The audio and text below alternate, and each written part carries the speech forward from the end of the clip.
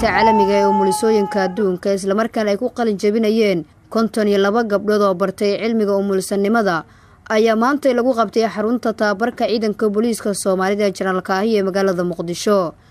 munaasabada ay soo qaban qaabisay wasaaradda caafimaadka iyo daryeelka bulshada Soomaaliya ayaa waxaa ka qayb galay ra'iisul wasaaraha xukuumadda federaalka Soomaaliya, wasiirka caafimaadka, wasiiru dowlaha xafiiska ra'iisul wasaaraha mudane Abdullaahi Xaamud, xildhibaano ka tirsan baarlamaanka, dhaqaatiir iyo marti sharaf kale. wasiirka caafimaadka iyo daryeelka bulshada ee xukuumadda federaalka Soomaaliya Marwo Fawsiye Abikar Nuur ayaa uga mahadcelisay ra'iisul wasaaraha xukuumadda Soomaaliya ka soo qaybgalka munaasabada. waxaan ku faraxsanahay inaad nagala soo qayb gashaan xafladan maalinta adduunka ee umulisooyinka.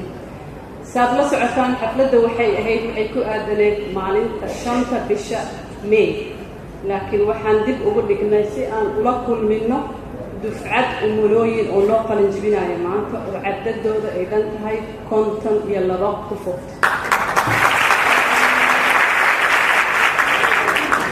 waxaan ka mahadcelinayaa ra'iisul wasaare Xasan Cali Khayre isagoo waqtigiisa aad u culus yahay, shaqooyin badan leh.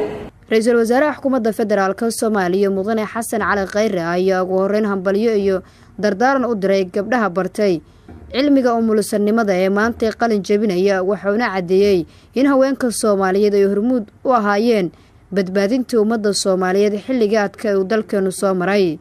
Soomaaliya hadday abaal leedahay waxay abaal u gudaysaa dumarka Soomaaliyeed. Soomaaliya hadday rabto inay dunida qayb ka noqoto waxay hormuudka ka qayb gelinaysaa dumarka Soomaaliyeed. Soomaaliya haddii ay rabto inay nabad noqoto waxaa hay'ad walba lagu soo badinayaa gabdhaha iyo haweenka Soomaaliyeed. dalna marna ma hormari karo haddii uu cadaadiyo in ka badan 50% shacabkiisa. dumarka Soomaaliyeed waa ugu yaraan 50% shacabka Soomaaliyeed. haddii aanay rabin bulshadu inay adeegsato cilmiga iyo aqoonta 50% shacabka Soomaaliyeed, sidee baan marka ku isugu dayaynaa inaan dalkan hore u marino?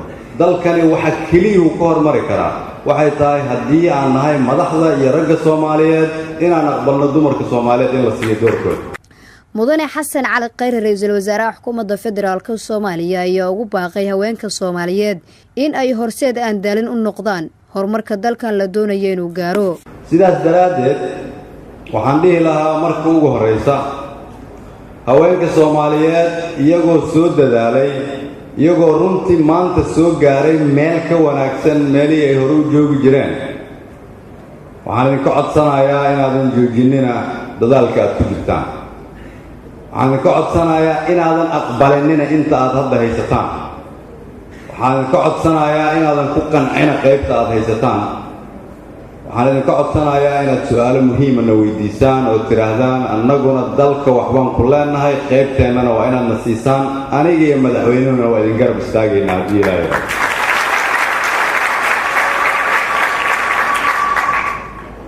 gabdhaha dhalinta yar iyo dumarka halkan isugu yimid waxaa kaloon rabaa inaan u sheego, idinka ayaa ah dad Soomaaliyeed. idinka ayaa Soomaalinimada ka hormariya qabyaaladda. idinka ayaa ah hooyooyinka oo garanaya kalgacalka. Nasra Bashiir Cali, warbaahinta qaranka, magaalada Muqdisho.